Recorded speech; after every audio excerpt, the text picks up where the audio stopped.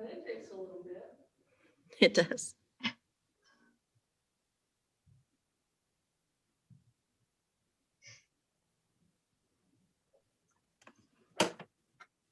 Do Brady Bunch. All right. Welcome everyone to our first ever virtual Comic-Con. This is the University Library of Columbus Comic-Con 2021. I would like to thank all of our panelists for coming here today. We have Margaret Lyon, Mark Breyer, McKenna Mascow, Elisa Barty, and Gavin Smith. Welcome everyone to our first ever virtual Comic-Con.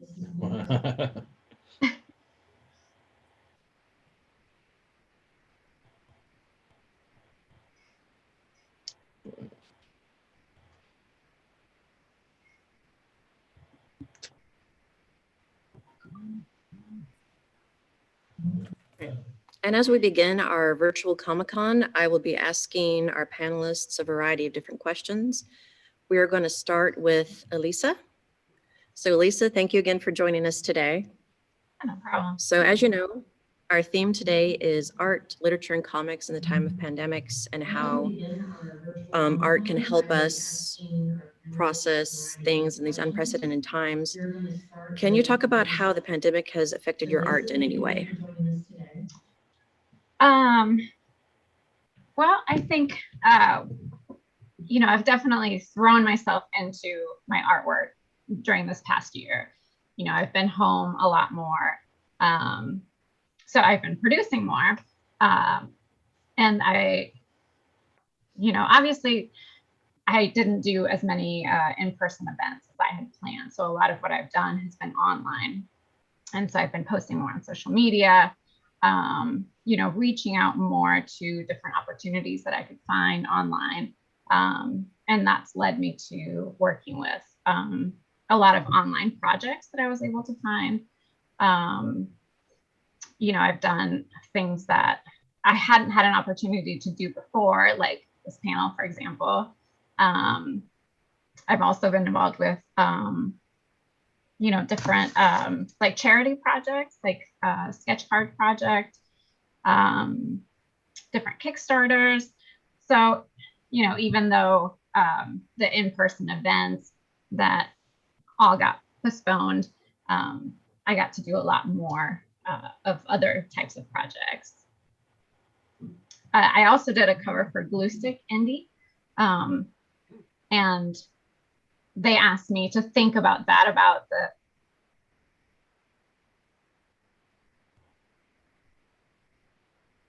doing art during the pandemic. And so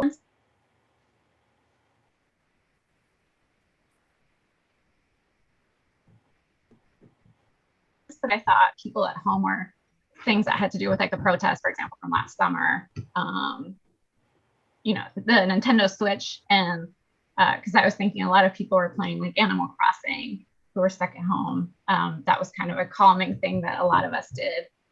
So I tried to bring in a lot of those different elements into my work as well.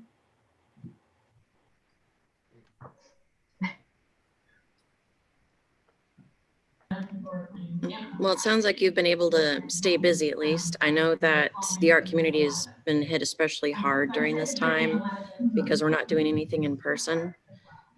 Can you tell me how specifically you think art will change in the future due to this pandemic? I know that the way that especially you guys get your art out to the community and to others and how you interact with people has changed greatly during this time. Yeah, like I said, I think a lot of artists and the art community has kind of pivoted to doing a lot of online stuff. And so there's more digital art, more digital artists. One of the things that we're seeing that's becoming a lot more popular, especially in the last few weeks, are the NFTs. The art world and art collectors, they're trying to look at how to monetize digital art now that it's become such a huge part of the art world. So I think that that's something that's here to stay, even though it's, kind of a mixed bag, obviously, the NFTs. So I think that's a change that we'll definitely see moving forward. There was a lot of work this past year like I said, I know I tried to pull in different elements of what people were maybe experiencing at home. And, I thought about like the protests that we all experienced last summer as well. And so I've seen a lot more art that has more meaning behind it, I guess, that is more like these sociopolitical statements, during the BLM movement, which continues on, obviously, but over the summer that there was a lot of art that had those sorts of messages. And I think that we'll continue seeing those too, as people deal with the pandemic.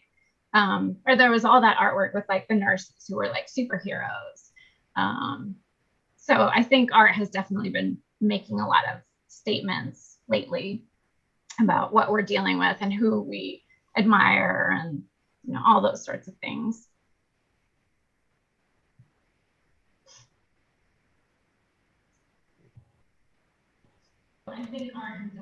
Thank you. I think that was a very well thought out answer. Do you think that, I know that art is such a creative process, obviously. Do you think that being stuck at home and being stuck inside for so long will have, if not a stagnating effect, a kind of pause on creativity in general, or has being at home affected your ability to create?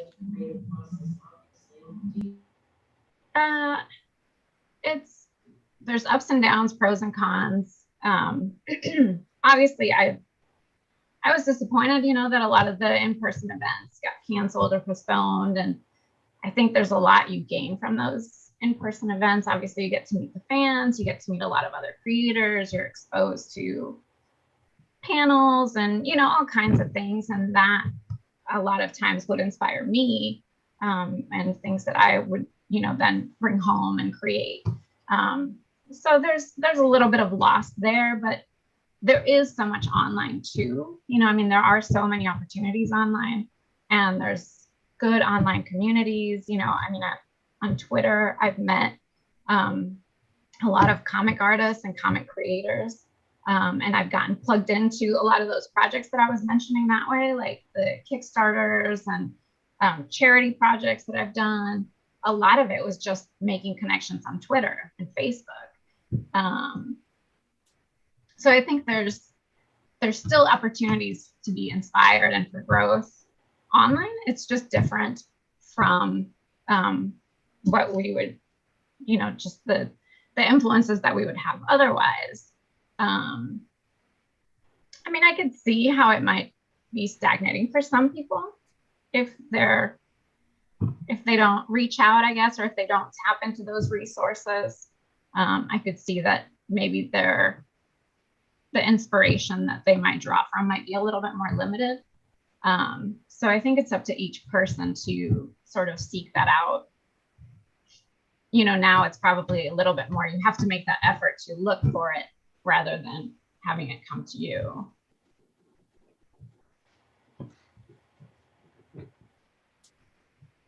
Well, thank you, Lisa. I loved hearing all of your insights into these things. Is there anything else about your art or anything coming up in the future for you that you would like to tell us about? Let me think about it for a sec. There were some projects that were put on hold last year because of the pandemic that I'm hoping I'll be able to share soon. I did some cover work, and that has yet to be released. There's some other projects that I can't talk about that I'm still waiting to be able to share. Let me think about I'm part of Swish Indie, which is like this huge arts and music sort of movement going on right now as part of March Madness. So the city has installed all this public artwork downtown. And so I have a piece that is installed at the airport. So if anyone's traveling, you can see my painting at the airport. And it's like these bright red poppies, and then you can see Indianapolis in the background. So that's pretty exciting. Wow.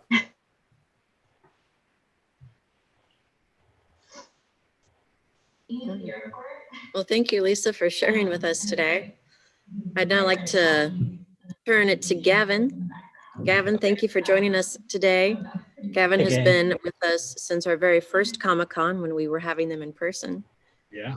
Gavin, I'd like to ask you some of the same questions. Can you talk Hit me. about how the pandemic has affected your art? If so, in what way, if at all? I got a lot more time to sit around and work on it. And it honestly, a lot of my day-to-day hasn't changed terribly much. I've been working as a full-time artist for about 10 years now, almost 10 years.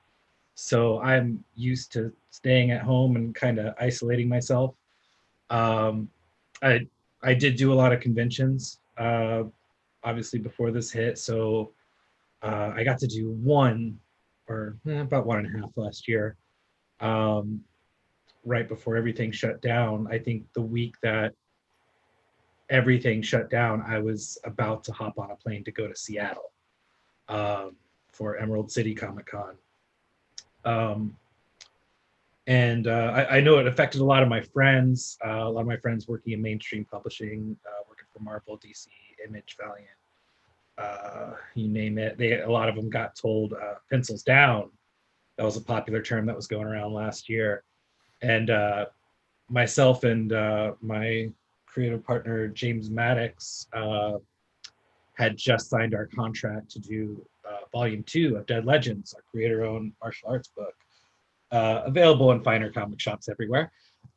But we just finished volume 1, and we were getting ready to start volume 2, and luckily our publisher told us, just keep going, because by the time it's supposed to be coming out this fall, and he really didn't see any need for us to delay that any further. So I just sat down and got to work and did about 120 pages of that, full art process and coloring it too, and the covers. Uh, that was my quarantine book, which is nice. And not only that, I was able to do a lot of other things. I know we mentioned the Black Lives Matter movement earlier, at least it did. And I was able to take on a batch of charity sketches to do for that, having people donate directly to that, and then I just sent them a free sketch because with their donation. And what else I did? I did my very first, I guess you could call it Inktober, where I just did a drawing a day in October, but it was all Batman related stuff. So I did that in the middle of working on a book, which was not the greatest idea I've ever had, but it really pushed me to continue to be creative in that and focusing on my own work. And as well, like me and a bunch of my friends who are all represented under the same banner, Modern Mythology Comic Art, we started a weekly Twitch stream where we get together and just kind of shoot the breeze is a very nice way of putting it. Very nice way of putting it. And we have weekly themes, do sketches every week, and we started getting a following doing that. So which is nice to find a new way to expand your audience.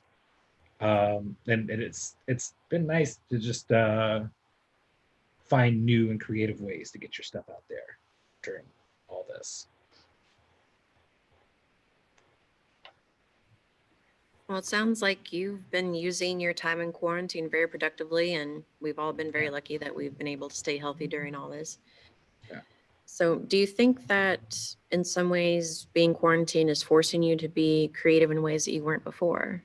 It's forcing me to get things done on time. I think if I were traveling and still doing conventions, I'd have an out. Now there's no excuse. And luckily, like, my publishers, the people I've been working for have been super cool, and like no one's really hit me with any hard deadlines, which has been pretty chill.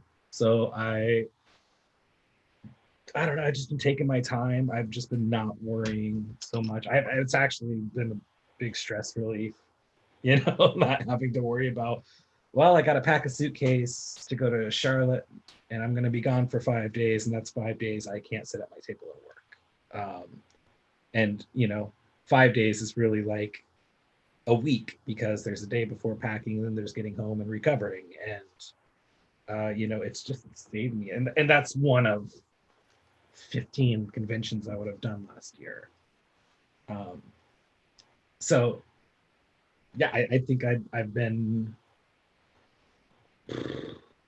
very, very productive because of it.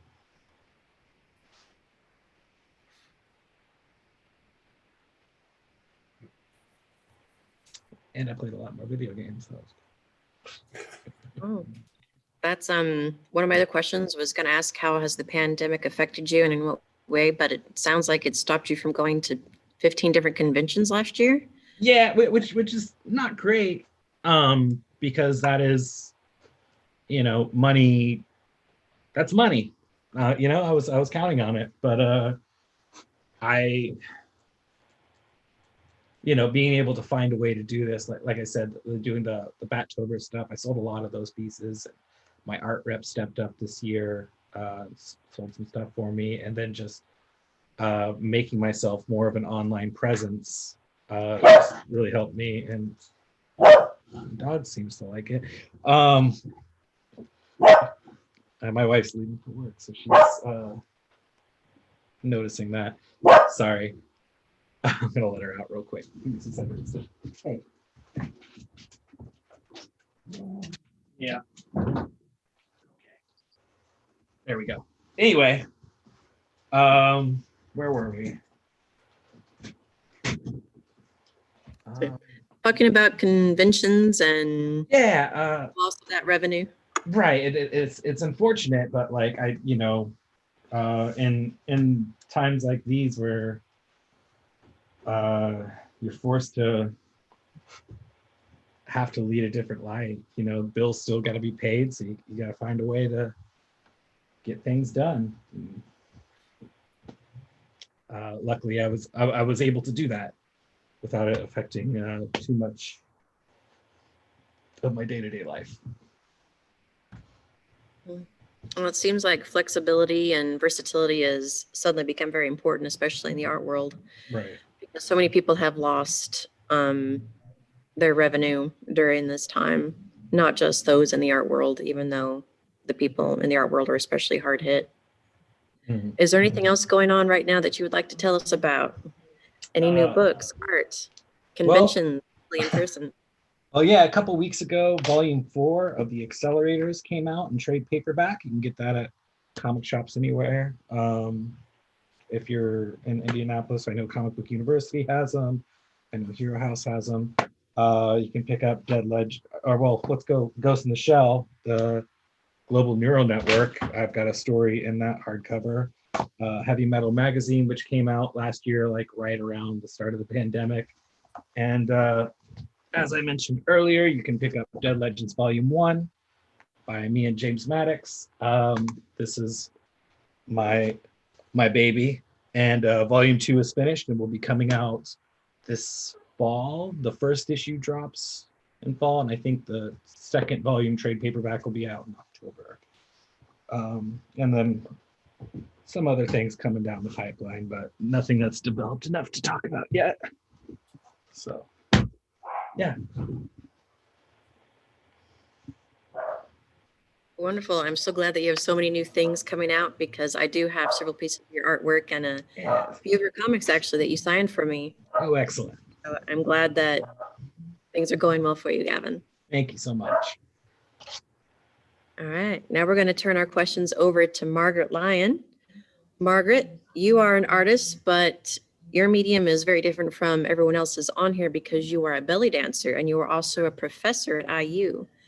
So can you tell us a little bit how the pandemic has affected your art and the way that you've gone about it? Because yours is a very physical form of art, and obviously you have to be present to enjoy it. So can you tell us about what's been going on with you? Yes, and I just want to say it's so inspiring to hear people talk about artists and make their living as artists, and I support that. And I'm really grateful I don't have to support myself as an artist because I would not be able to. I do teach at IU, so thank goodness. So my art for me is really more of a creative outlet. I like to perform, and I've always loved belly dance. I don't know where I first saw it. I've just always loved it. So really, it's kind of profound about being here now talking with you is it has been 1 year since my troupe and I have met in person. We have not performed for over a year. Well, yeah, like about a year. And our big gig that we always did, which is Gen Con, the big gaming convention in Indianapolis, of course, was canceled because of COVID. Curse you, COVID. So that has been very interesting because we have not gotten together. Now, we missed each other. So we've been doing Zoom meetings every Sunday when normally we would dance together. And that's been really good. So it keeps the energy going. But basically, we have not really danced together because COVID, we don't want to do that. 3 of us have gotten our first, 1 of us is fully vaccinated. 2 of us have gotten our first shots. We're hoping to get our second shot soon. And then maybe we're talking about, my husband said, you're going to get together and dance. I said, we were just going to get together and have coffee and talk because we miss each other, but it would be actually nice to dance again. And then when you talk about the physicality it's a little odd to know that I don't fit a lot of my costumes anymore. Thank you, COVID. The 19 was a little more than 19 for me. So that's like, oh dear. And then going through my makeup today, because I've got some of my belly dance makeup on. My husband came home and went, "You got belly dance makeup on?" I'm like, "Yes, I do." I was realizing, yeah, I'm using the wrong foundation. So I picked up the wrong stuff. I had to reorganize things. It had just been so long since I'd actually gotten into my belly dance stuff. I was like, "Oh, hi, I forgot about you." I'm like this little hair tie. And so things have changed just because I haven't done it. It's just, I haven't. And there are a lot of other belly dancers who've moved their belly dance online, and it's so cool. I've been wanting to say that belly dancers we're on the edge. I mean, we go out there and we're pioneers. So there are a lot of belly dancers with wonderful classes and resources and programs online. Go check them out. They're great. They're all over YouTube. It's fantastic. We just haven't. It's like, nope. No, just haven't really done anything. How's that for exciting? Not.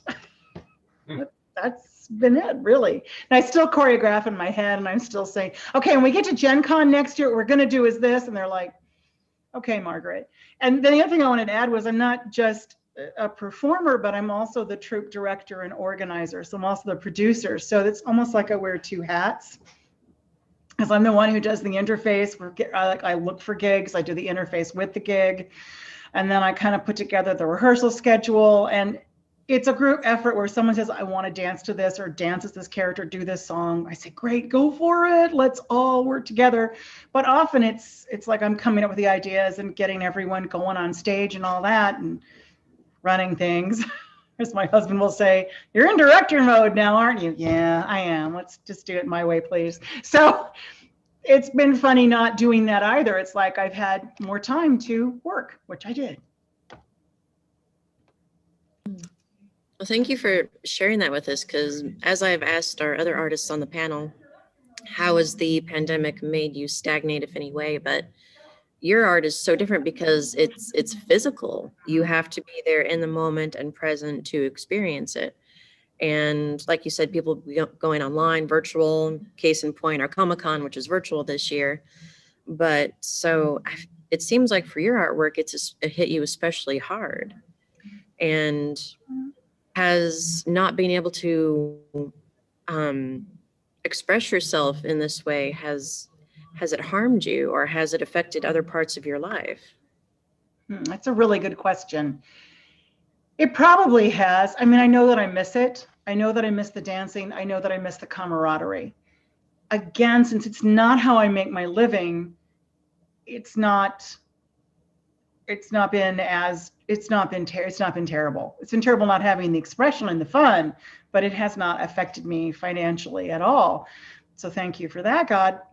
In a way, because the dancer part of me is going, yeah, I've really missed the dancing. And the producer director is going, but it's been really nice not having to organize anything. So there's that part that's enjoyed it, and the part that dances that's just kind of sad. And one thing that I'm thinking about doing is, getting back and exercising and getting the whole, I mean, not that my body forgot how to belly dance, it just looks at me and goes, you're not going to do that for half an hour. You're going to be about 10 minutes, then you got to build up to that. I'm like, thanks, body, but whatever. Where's the shimmy? It's there, but it's not, doesn't have the same stamina. So that I have to work at getting back, which I can. I'm not that worried about it. But it's like I want to, when this is like really over, just call up everyone and say, can we come belly dance at your store, please? Can we come belly dance again? Can we belly dance everywhere? Because I just kind of miss doing it. So I do miss it. Yeah. Don't worry, one day this will all be over and you'll be able to belly dance to your heart's content. Thank you. And I'm hoping to come and dance at your Comic-Con sometime.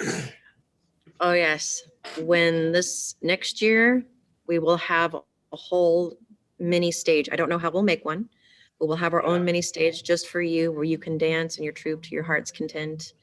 And there will be much rejoicing. Thank you. And also, it's interesting can I just say one thing also about being a belly dancer, at least for me, is that it's very, at least how I always do it is just you got a flat floor that we can fit on, we're done. I'm very much, comes from the old theater major in me, which is we'll just do theater wherever there's space.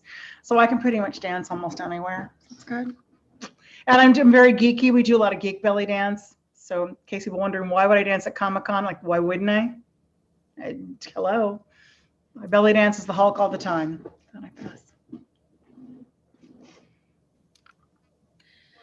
So is there, I know there's probably not any upcoming events for you in the near future, but could you describe what would be the first thing you'd like to do when you can go belly dancing again? Do you have an event besides our Comic-Con, of course? Do you want to go to the Gen Con, the Pop Con? Do you just want to dance in the street? What would you like to do when this is all said and done? Yes, and yes. That all sounds really good. It's so funny because about 2 weeks ago, I was thinking, I've done something called Bloomington Belly Dances. Then I went to Nashville, Indiana, Shimmy and Shake. And I think I might go back to Bloomington and call it Bloomington Shimmy and Shake. And I'm thinking about names for it. I'm going, I just want to organize this. It's kind of like I want to call up a theater in town and go, okay, when COVID's over, let's do this event. And I think people will just be so excited to get out of their houses and go to an event. Yes, it'll be fun. And I even started choreographing the first number and I started choreographing the end number. And I started telling everybody, by the way, when this happens, and I'm like, yep, there you go, you're ready. So kind of like as soon as COVID is over, I kind of need to call those theaters now though and let them know, by the way, I want you to hold a spot for me because I want to do this. And Gen Con, yes, please. The minute Gen Con comes back, I cannot wait to go back to that. It's just, a friend of mine one of my troop members calls it belly dance boot camp because you're on your feet like 10, 12, 15 hours a day, dancing, walking around, being on because we're part of the entertainment. So we've got to be in full makeup and costume and be on and entertaining, but it's so much fun. So yes, we cannot wait to get back to that. And that'll be fun. And then maybe dancing in the street. Why not? Just for the fun of it. Hey, we can dance on the street now. Yes. I love it. I love your enthusiasm, Margaret. And I will be very excited when we all get to meet in person when that day comes. Yes. So thank you, Margaret. Can I make one last statement? Of course. Yeah. I don't know if everyone can see it, but my background, can you see my background? Yeah. That is from the Columbus Pride Festival, the first one. And that is my troupe dancing. We opened up the performance to Born This Way. So I had to show that to salute you, Columbus. Thank you. Thank you, Margaret. And now we're going to turn the discussion to Mark. Mark Brayer is also an illustrator. So Mark, thank you again for joining us today on our virtual Comic-Con.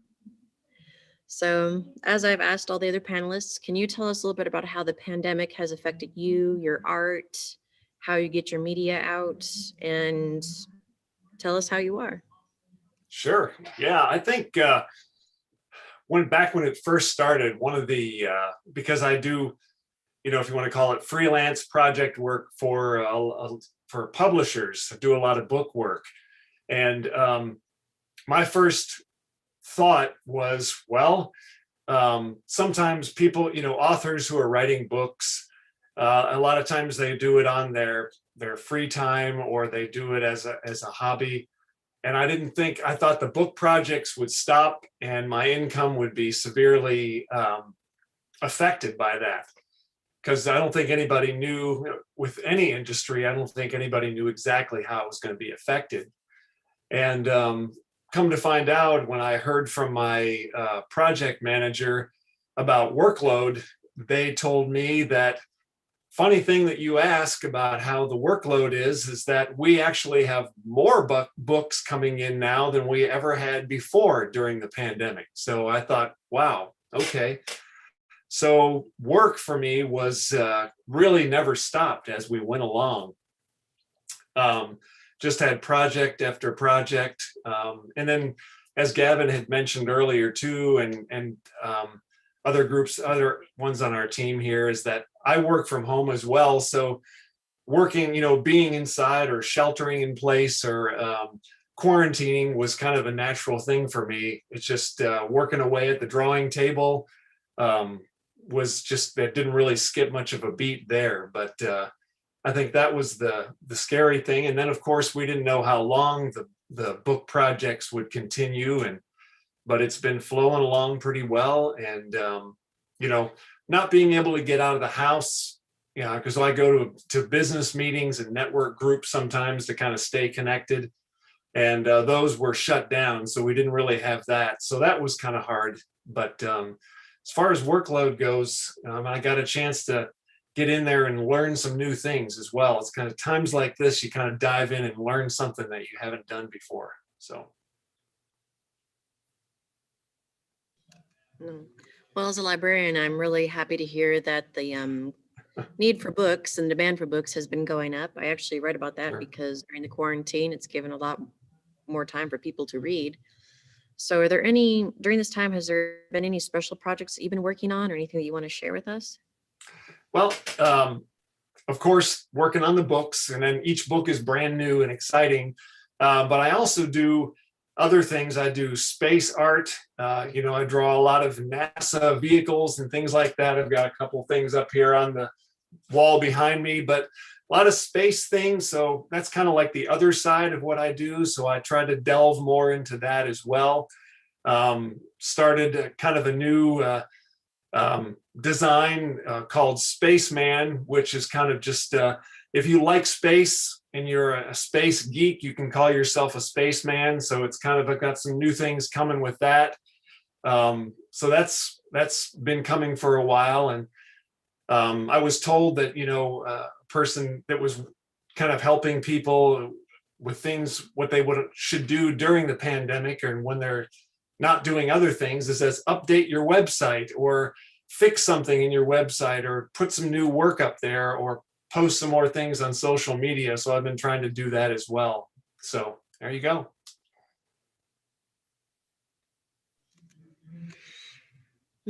So since we are talking about art still, could you talk a little bit more about how your art has kind of helped you during this time, if at all? I know that art and creating art is a great escape. Have you found yourself going to it more often in these unprecedented times? I think it's, as far as doing art, I think I'm always doing it. That's one thing that ever since I was a kid, I always was at a drawing table or at the kitchen table with a piece of paper, drawing something somewhere. And, when I was young, my parents split up. So there was a lot of hard times there.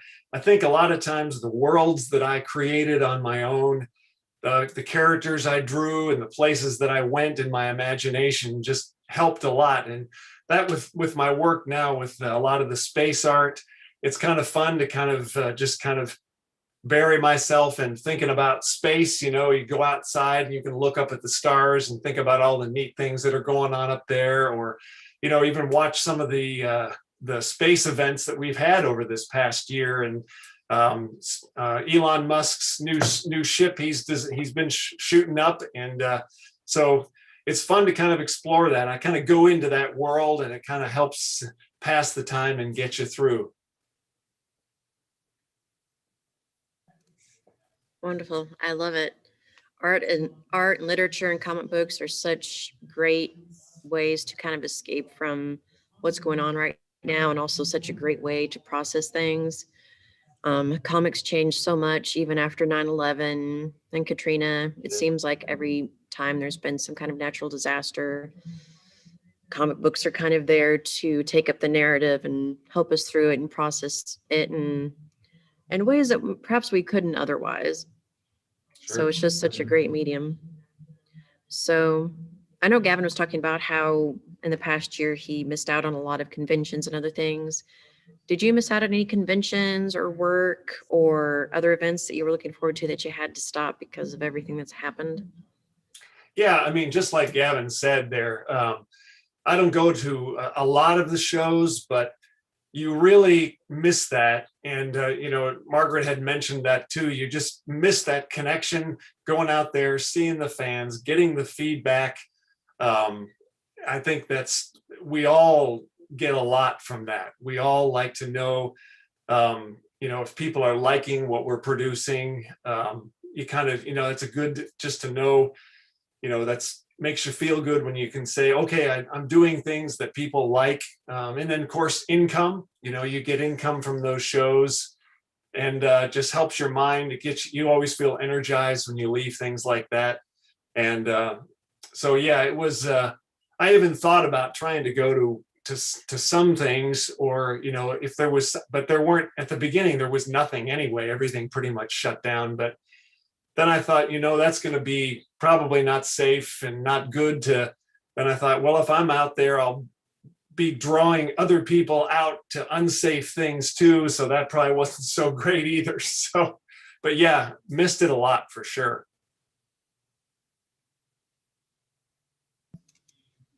Oh, well, that was actually very kind of you to think about not drawing people to you, because I'm sure you probably have a lot of people who would love to come and see your art in person. So for 2022, do you have anything lined up, any conventions or the things? I mean, obviously besides our Comic-Con in 2022, which we will definitely be having here in person, or any other events that you would really love to get back to? Well, I know that the one that I usually do every year is just Free Comic Book Day. I like to do that, and I know that that's been kind of pushed out a little bit farther than in previous years. Usually it falls in May. Now they're moving it, I think, to August. And so I'm looking forward to that. That'll be fun if we can all, if we get there and they find out it's okay and they do have it. But that, I'm looking forward to that. And maybe a couple shows towards the end of the year. That would be great. And that, as people mention, you hear it all the time, just a little bit of normalcy and a little bit of, oh yeah, that would be great to do that. It would be, it helps all of us, and just a little bit at a time. So sure, looking forward to it for sure. Wonderful. Thank you, Mark, for sharing all of your insights with us. We all look forward to the day when we can all meet in person and go to conventions and, well, I guess just go anywhere, actually, I should say. Yep. And not have to worry about wearing masks and Yes. social distancing. But until then, at least we are able to do this virtually. So I'd like to direct the floor to McKenna. McKenna, she has been here since our first ever Comic-Con way back in 2017. She is our resident artist and tattoo artist. And so McKenna, thank you again for joining us today. So as I've asked our other panelists, how has, if any way, this pandemic affected your art personally or you personally, and also how you get your medium out to people? Can you hear me? Okay, great. Okay, hi. Thanks for having me. The pandemic hasn't really changed my art flow all that very much, because as a freelance artist, then I was always kind of in charge of putting my own art there and being, just an online floor essentially anyway. It has stopped me from going to conventions like everybody else. But other than that, it hasn't really changed a whole lot, just like most of us here, then, I work from home and kind of do things on my own time anyway. So, that hasn't changed a whole lot.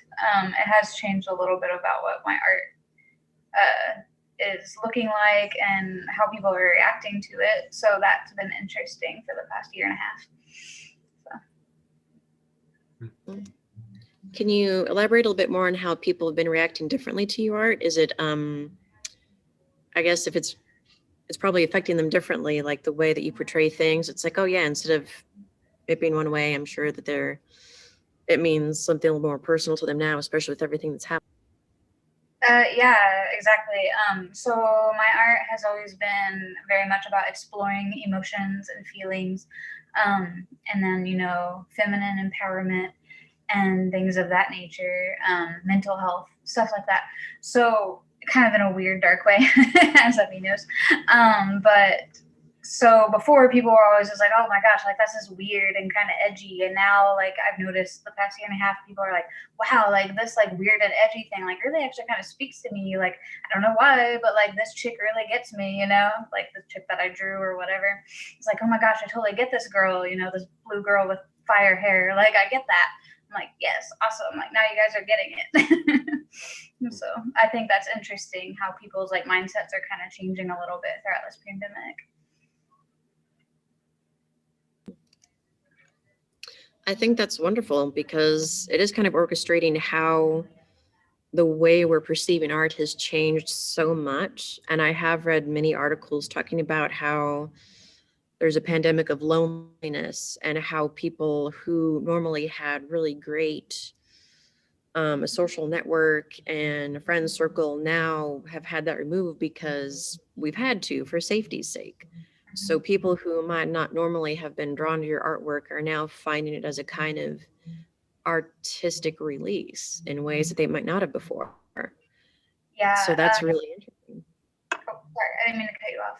I was gonna say, yeah, it's actually been so much so that a lot of my girls that I've been drawing, especially the ones that I named Solitude, literally Solitude, before this whole entire panic started, I was drawing her, and then another one named Primal, especially then to have been, like, really highlighted, and people have really liked them so much that I made them coloring books and stuff.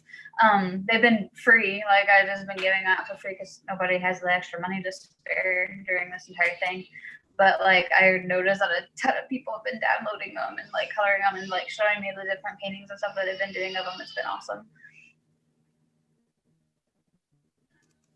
It's very kind of you to offer something like that for free because you're right. A lot of people have been affected differently with money and things like that. But especially with you've been talking about how you're kind of into some darker, perhaps not darker, but examining the darker emotions of the human psyche and dark. Feminine and female empowerment, especially with the rise of the Me Too movement and BLM. And there's a lot of people who need that empowerment now. The women, minorities, and just us in general, because we feel very powerless during this pandemic. So it sounds like you're giving people an outlet. It's actually just been what I've always done in the first place. And when this pandemic started, then I just saw a way for, like, my personal knowledge and personal experiences to help other people through. So this is kind of all I've been doing this entire time. So I've been happy to, help people out and stuff like that in that way. So I've been very fortunate in being able to help people that way. Excellent. Well, art is a wonderful escapism, and art speaks to people in different times and different ways. Has there, so besides the pandemic affecting everyone else, like Margaret's not been able to belly dance and conventions and things, and you've not been able to do conventions, I know that you've also worked as a tattoo artist in the past, and you're still doing that, right? Not so much. I don't tattoo. Sorry, you can hear my kids screaming. No, I haven't been able to actually be a tattoo artist. I closed down my shop about 3-4 years ago. Just a personal preference. I just didn't like the canvas anymore, to be perfectly honest.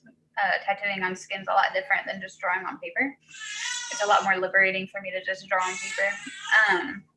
And I've been, doing other ventures and stuff like that. But I have been still drawing tattoo designs. I've just not been tattooing. So, but I do know that a lot of tattoo artists have been going through a lot of problems. Obviously they haven't been able to get into their shops, and if they have, then it's been very limited.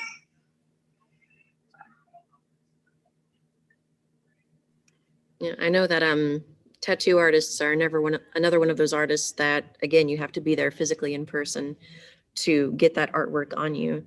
So they're probably another artist who's suffered through this pandemic just because they haven't been able to get people in. So are there any other artists or art mediums that you draw inspiration from, since you said you do like the edgier types of art? A lot of nature, a lot of spirituality, that type of stuff. Fantasy, a lot of fantasy work. That's pretty much my thing. As I kind of joked about before, I draw a lot of, half-clothed women, or any clothes would be amazing for my women. So maybe they need to go to Goodwill. I don't know. So are there any other upcoming projects or events going on for you and your artwork that you'd like to share with us? That's actually kind of tricky because it changes daily. Throughout this pandemic, like I said, there hasn't really been a whole lot of financial income, and just because nobody has it really to spare. So I've actually taken the time to rework all my websites and rework all my donation sites and things like that. So right now it's kind of hard to find me at all. But I've just been taking the time down to kind of venture into some different avenues other than art. But what I'm working on right now is an art therapy degree and a physical therapy degree. So I guess you can look for that in the next 3 to 5 years. I do look forward to it because I love all your artwork, and we're always happy to have you for our Comic-Con. All right. I think that kind of concludes all of our formal questions. I'm now going to check to see our live stream to see if we have any questions waiting for us. And I'll also open up questions for our attendees. And I would also like to let everybody know who's watching the live stream and here in person. If you ask a question either here in person or on the chat, you enter to win a prize. So please ask questions for anyone and everyone.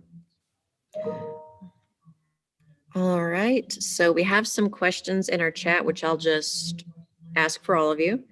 So Hannah Keller has asked, with the virus happening, obviously there was less productivity with in person, but was there any increase in online sales or presence? That's a good question. Thank you, Hannah. You have now won a t-shirt. So would anyone like to answer that question? Well, I don't really have any increase in online sales. I think at first when I was just focused on trying to keep my workload going that I had, and book work can just take up a lot of time, just a lot of pages, and Gavin probably goes through that too with the comics, but not necessarily. I didn't have a whole lot going out there that I was promoting, so that may be the reason for not seeing that, but that wasn't really a factor for me. I kind of mentioned earlier during my time that my art rep stepped up. And what I mean by that is, like, I ended up selling a lot more pieces, especially in October when I was doing the Batman theme thing. But he's been selling a lot of original art and taking on private commissions for me, which is nice. And that's kind of why I have an art rep, so I don't have to worry about that. So that's been nice. I feel like sometimes like people get antsy, and a lot of the art collectors, they still have that itch. If they can't get it by going out in person to getting it, they'll commission it online. So that, like, I don't really run an online store either. My publisher tells me every once in a while, like, what my numbers are. which I think good. I don't know. I try not to pay attention to that stuff as well, but yeah, I'd say a little bit. Like I've noticed a lot more at-home commissions coming in, which is nice and appreciated. Wonderful. Yeah. I've definitely sold a lot more online. I think I kind of mentioned that when I was answering your first question. Might have rambled a little bit, but yeah, I definitely started focusing a lot more on my online shop. So I do have an Etsy. And as soon as I started putting more of that time and attention into it, you know, just kind of maintaining my listings and things like that, my sales went up. And last year was the best year I've had so far with online sales. Wow. I don't do online sales. One day I will teach online, fingers crossed. But I do encourage everyone to have online presence. I'm also the webmaster, and I run the social media for my troop as well. So the more that you can have that out there, the better it is. So go online sales, do it. Go online sales. Yeah. Yes, My that my is how you wife reach people nowadays. my wife in her spare time sells vintage clothes, and she's got a big uptick in online sales. So there's something there. People can't go out shopping in person, so she's been selling a lot of stuff that way. Excellent. So we also have another question that just came in. Stephen Combs, thank you for asking a question. You have now won a t-shirt. He has asked, what lessons have you learned this past year? What are you doing now that you were not doing prior to the pandemic that you plan to keep on doing? This is a question for everyone, if you want to answer. I think for me was just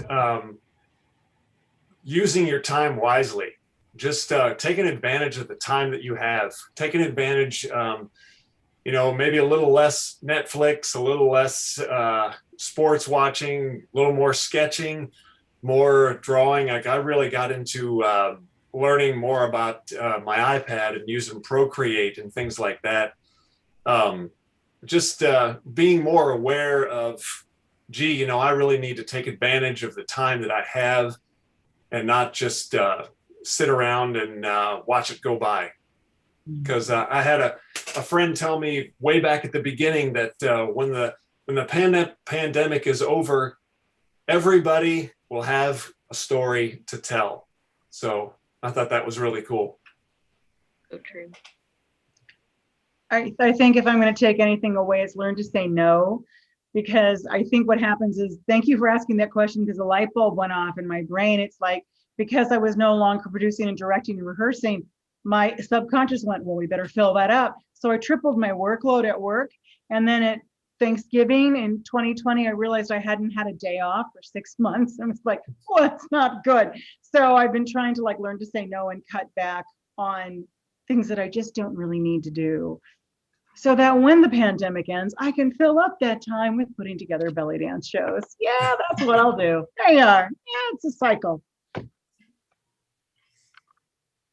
Learn nothing. No, that's not true. I think putting myself out there on the internet has helped me a lot more, especially doing the Twitch stream with my friends. I've actually become closer friends with a lot of my peers that I was just acquaintances with at the beginning of this. So I think, you know, as much as that might help me professionally down the line, that's not really what I'm taking out of it. I take that as more of a long-term sort of thing. Like, I mean, those are the friendships now that I'll have forever because of this, because we've grown as friends during all this. Yeah, putting myself out there more, and not only that, I think the lessons I've learned is that with all this time on my hands, I'm trying to figure out how I want to spend that time. A little bit to what Mark said, but a little leaning more towards the work I take on. Like, is this something I really want to spend a lot of my time on? Because I feel like you've only got so many years that my hand's going to work. So like what do I want to make with that? And I've been thinking a lot more about that. So I've been taking on a lot more personal projects. I'm kind of on the side with Margaret that like I've learned to say like to take a step back. I'm usually one of those people that have to do everything all the time, and then with this whole thing, then it's like that can get to be a lot. And so I've learned to, kind of step back and assess the situation and assess my own mindset. Be like, do I really have the time for this? Do I really have the patience for this? Like, what do I really want to do with my day? That's kind of what I've learned. No, you can have 5 minutes to breathe, and that is a good thing. Yes, it is. Wonderful. So we have another question. This is a fun one. So do you guys prefer Marvel, DC, or other? Why would I choose? I'm going to take it all of it. I love it all. I am utterly obsessed with the Marvel Cinematic Universe, and even won a trip to the movie Age of Ultron, where my husband and I got to meet Joss Whedon and all the actors. The muscles are all real. They're all that nice. So I'm obsessed with the MCU, but I'm not going to pick because I'm going to take it all. Sorry, it's just me. It's just me. I'm not going to answer. As far as comics go, I follow creators I like. I have no brand loyalty. Yeah, I can agree with that. I kind of follow. I mean, I'm more of a Marvel person. Like I love X-Men and stuff like that. But if there's a creator I really like, I don't really look too much at what studio they work with. And there's a lot of really cool indie stuff out there right now also. Mm-hmm. That's true. There is. I must say that we tend to belly dance to Marvel more than DC, and we are going to change that soon. That will happen. We will have an all DC show instead of an all Marvel show. Are you gonna have a Snyder Cut belly dance? That'd be. Baby, you better believe it. Oh, Gavin, you won that one, man. There's the regular version, then there's the Snyder Cut. Yeah, and then the longer is always better with. No, it can be 4 hours long. I'm gonna watch it. I'm gonna argue with anybody that. No, I'm gonna watch it. There's a longer movie. It's a better movie. We'll see. I hope so. I really hope so. I have faith. Because that's what happened with the Batman versus Superman. All right, geek out. Right, this is happening. The geeking has happened, man. It's happened. So we have another question that came in from Shani Smith. Have you seen your art style change over the pandemic? Do you have any tips for sparking creativity when you're in an art block?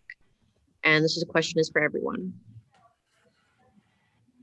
Yeah, I think for me, I have seen my style change probably more during this time than before. I think whether I was just unconsciously exploring new ideas and new styles, but yeah, I think, or just finding new ways to get work done quicker. I don't know.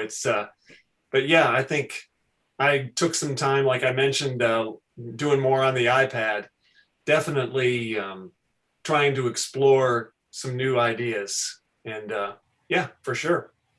Good question.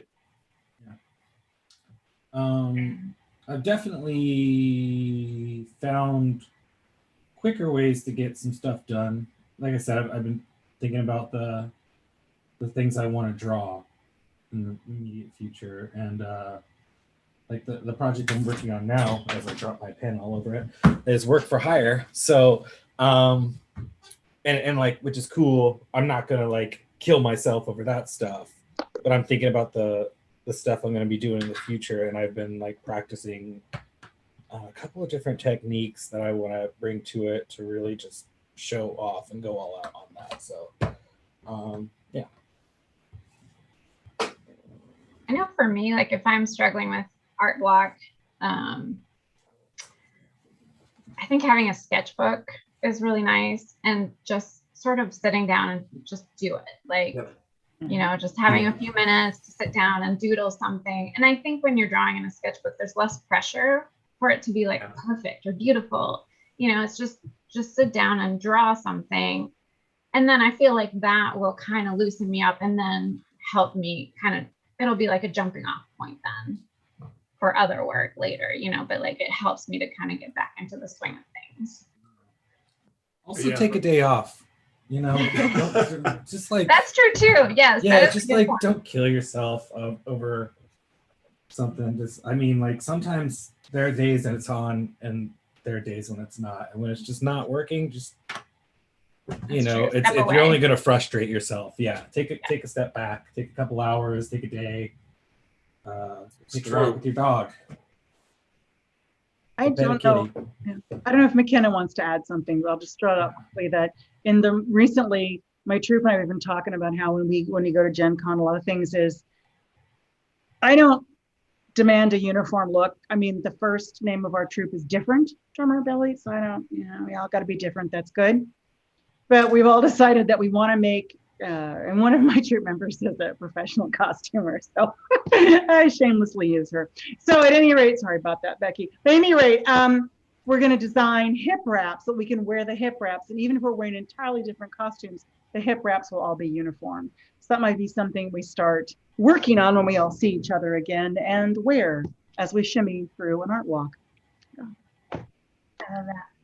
Yeah, I was just gonna say that my art style's changed a lot because I used to draw traditional and paint traditional, like on wood canvases and stuff, and now it's all digital on Procreate actually, which is an amazing program, and I love it so much. So yeah, my art style's changed a lot back to digital. And Margaret, that sounds like an amazing idea. I love that because I always love seeing you guys like dance at Gen Con. I did not realize that was you, but that's amazing and I love it. And I always talk to you guys because I always think you guys are the best. So Oh, and I can't wait to see you at Gen Con. Great. Yeah, I'd like to also echo what Elise said too, was that the sketchbook is just so important to have.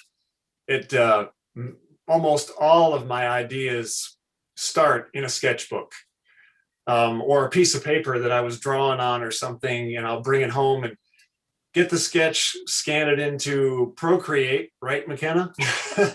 Scan it in there, put it in there, and then start going crazy with it. But yeah, the sketchbook is huge. I would kind of say that, like, yeah, give yourself some grace and give yourself some time if you're not feeling any inspiration, but also kind of work on it like maybe 10, 20 minutes a day. If nothing comes of it, then whatever, at least you tried. Go on to Netflix or something that does give you inspiration, but at least give your brain like that specific time to start working on the gears, Yeah. Personally, that works for me. Several of my friends and I have Sure. joked that the best choreography happens when you're driving in a car. Right. So if you see a No, I car, get then that. there I is get a bump. that. Yeah, there's a bumper sticker that says, "Warning: this car shimmies at any moment," because the driver's a belly dancer. So if you see that, there's a good song on the radio, and we have to choreograph. So there we are. Or I mean, I guess that to apply that to, like I said, I get that. Like I think some of like my best ideas that I've come up with have been when I'm just not working on this, and when I'm like actively like doing something else, like, and I'm taking my mind off of it, and I'll come up with an idea, kind of subconsciously that was probably always there. It's just like it's making a story fit together, and then I call my friend and I'm like, we're doing this, or I came up with this really dumb idea and I thought way too much about it, we're doing it. Yeah, sometimes in the car, sometimes walking the dog, sometimes Yep. playing video game. It's nice to be able to take, like I said, like, take some time, watch some Netflix or something like that. Immerse yourself in other mediums than what you work on all the time. Because like if you get too inside the box, like you can't really shake things up much and change things and make it more creative. Good point. Excellent. So I have like a another travel, question. like 20 half-baked ideas. Oh, I thought of this for 5 seconds. Yeah, I'm gonna write it down, and in 3 years I'll get to it. There was a choreography I had that I put on hold for 14 years. So hey, it's okay. Yeah, it's okay. Get it? You get it? So we had another question popped up, and with the user, their username is amazing. Aw. It literally is amazing. They've asked how to cultivate collector base online. And do you guys have collector base online? What does that mean? I'm Not sure assuming what Just that like means. fans, like a Um, following. Is that? I think that might be what they mean. So Get it, if get a Felicity, dog. elaborate. I got the most followers when I got my first poodle, Daisy, and she had her own hashtag because I teach computers. So Daisy Doodle Dog IN. Mhm. And I started getting all kinds of followers, I think, because they thought the dog was cute. And then you just get followers by putting content online and being consistent about it.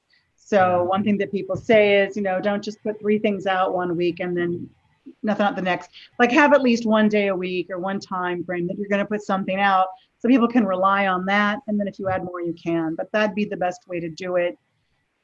That's what all the social media people say that I have looked at. They've said, just be consistent and also follow others. And, it's okay to do live stream. And if Yep. you're trying to reach out to people to sell, and by the way, you can build a website for selling your goods. Anyone can do it. There are tools out there for that. So you have to just kind of look at different marketing tools, I guess. That's what I did. I just stay online and I just respond to people like Different Drummer, and I just put things out there and it just gets bigger because people share it. That's all that I can say for you right now. Yeah, interact, be online, make a regular schedule of it. Interact with the people that interact with you, interact with people with like-minded interests. Here. Don't be too thirsty about your stuff. Let your work speak for yourself. Yeah. Don't spam other people. Yeah. That's never comfortable. Yeah, I think engaging people is pretty important, like across the board on a lot of social media. You want to respond to comments, you want to give feedback to other creators too, not just like post your art and then go. You want to spend some time looking at other creators, giving feedback for them to, responding to people who may comment on your work. You have to kind of put in social media. It takes a lot of time. It does. And people respond to pictures. So these wonderful artists here can always put their work up, even if y'all are thinking, oh, it's not that good. Put it up because people are going to love and they're going to want to see it. Even they're seeing things in action. And I know that when I try to get pictures of my troop members, we put them online because that is so important. And I beg people, if you're taking pictures of us when we perform, please, stick it on social media right away with the hashtag DDVD. Just go, because that's the best way to get people is interesting pictures. I know with art too, a lot of people, they don't want to just see the finished product. They want to see like the sketches or the behind the scenes or things like that. So I think a lot of times posting a sketch will get much more of a reaction than the finished piece. I'll post a sketch and get like tons of notes, and then I'll post the finished one and get like 2 comments maybe. And I also have Patreon for that, where I try and post a lot of, sketches and little clips of here's me drawing this. And, so I try and give people a little bit more of that too. That's great. Yeah. Back when I was doing the social media hustle, then I know a Patreon and a Ko-fi account was very, very helpful. A Twitch stream, YouTube stream, all that kind of stuff. And you kind of have to work the algorithms a little bit on Instagram and Twitter, but for the most part, like Margaret said, it's all about, posting at the same time, good content at the same time every week, every day, however often you want to do it, just stay consistent because that matters a lot to your followers and to the algorithms, apparently. Excellent. And I'd also like to open up the floor if anyone in the audience has any questions they would like to ask. How do we find you on social media so we can like your content? All right. We just had a question about how do we find you guys online, and that's an excellent question. All of our artists and panelists have links on our library main page through our Comic-Con LibGuide. And I can also give you their information personally after the panel is done. So that was a nice question. Yeah, that's, And you have now won any of these prizes. So come down and pick one you like. yeah, that person deserves a prize. That's right. You're gonna come get one. And there's And more never be questions. afraid to search the web. She says she already found you, Gavin. So Lovely, thank you. Great. I'll be really interested if anybody can find me. You might get your own extra prize if you can find me. I think I got rid of all my social media stuff and everything. You're tough. I found you on a page where you won an award, but that was about it. So,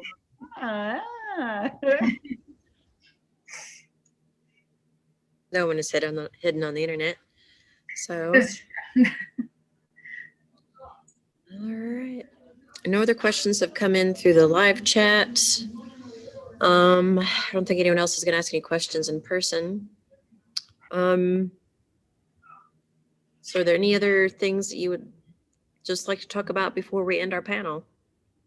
I'll just share one thing about being on the web. When I first put up our website, I got this email that said, would you please dance for us? At this time, we will pay you. Let us know what you want. But it was a request from someone in New Jersey. But this was the very beginning of the web, people. So we were one of the first people out there to have a website. And I wrote them back and said, this is great. We'd love to, but we're in Indiana and I don't think you want to pay the airfare. And I know there are going to be great dancers in New York City. So that's just the web. It's a great place. Sure.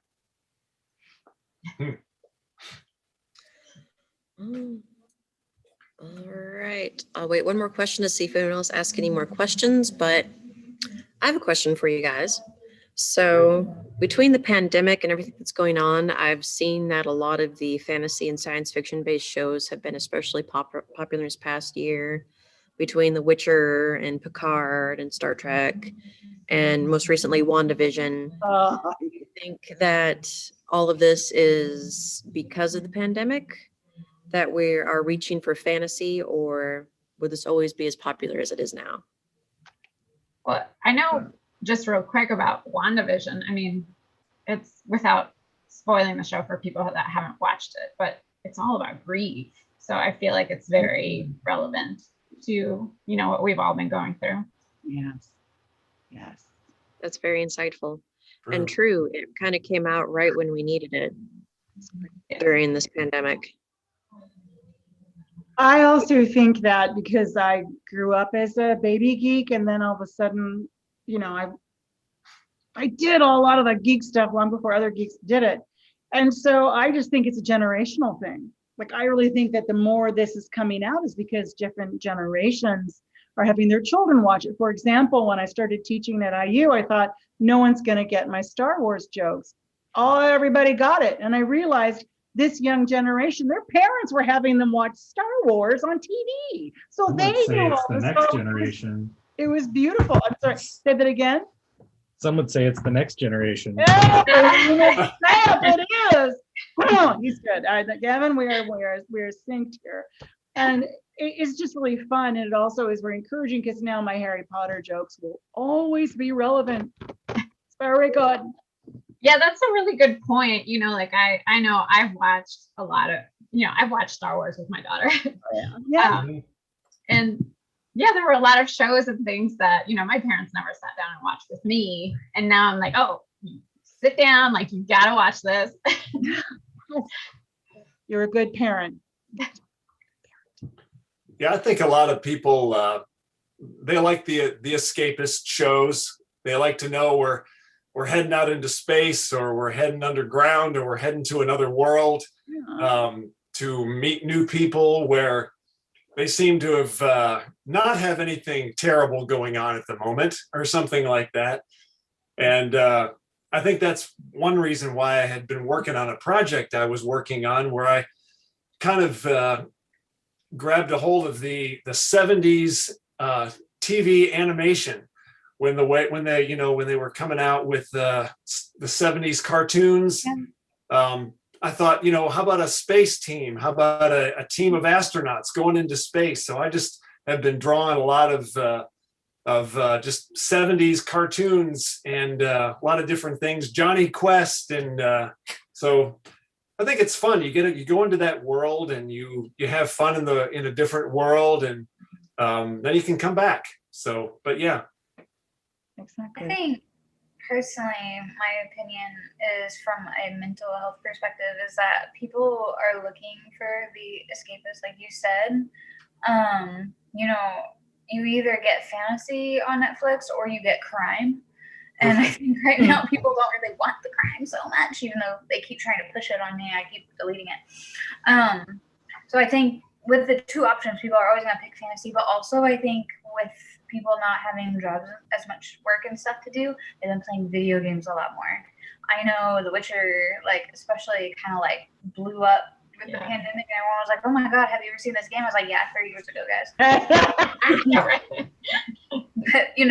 But things like that is people are exploring new worlds through video games a little bit and through the art and stuff like that, and then they're looking for more ways to elaborate on that with shows and stuff. Yeah. And I kind of want to make I don't know if Mark, if you were specifically talking about Star Trek, but it is really nice. My husband and I say we are looking forward to our Star Trek future, where we do all get together. And, the new Treks that have been coming out, I'm totally in love with the Lower Decks. I don't know if you've seen that, but you got to watch Lower Decks because it's so crazy good. But all the new Trek that's coming out is great. And also then I think people get escape just from reading or any book, whether it's a romance book or it's anything. I think that this is just different escape, because to me, if it doesn't involve science fiction, fantasy, I'm not really that interested in it. No, thank you. But that's just me too. And my friends here. Yeah. I think just interesting, because I feel like Hollywood has finally discovered that there's a lot of great content to mine from, and as far as I guess the sci-fi world or comic book industry goes. There's always been great stories out there, and I think they're just now discovering it. It's not just the superhero content. It's it's nice that people are referring to comic book shows. It's not, comic book doesn't necessarily mean superhero. Yeah. And I think we're going to get a lot more of that coming up, especially with some of the things coming out, Why the Last Man is coming soon from FX. That's going to be a really good show. If it's anything like the book, it's going to be incredible. So I don't know. Read some comics and stuff out there. It's not necessarily superhero. Comics are great. Before they get made into a show, and then you can have bragging rights. I love it. I especially love that all of the major series and shows that have come out 10 years have all been based on books or comics, if you think about it. But then you've got just this great story, so why wouldn't you take it? And with a comic book, you've got your screenshots ready, not screenshots, but what is it? Oh, they have a special name for that shows you what your storyboards ready for you. So, yeah. Exactly. It's all done for you. Yeah. All right. Well, no other questions have come in, and it's getting close to 4:30. So unless there are any other questions from the crowd, then I want to thank you guys. I'll go ahead and end the live stream. If you would stay on the Zoom meeting just so I can thank you all before we sign up completely. But again, thank you all for joining us today for our first ever virtual Comic-Con. We hope you enjoyed it, and thank you to our panelists. Thank you guys. Yeah, thanks for taking your time, everybody. Thank you. It was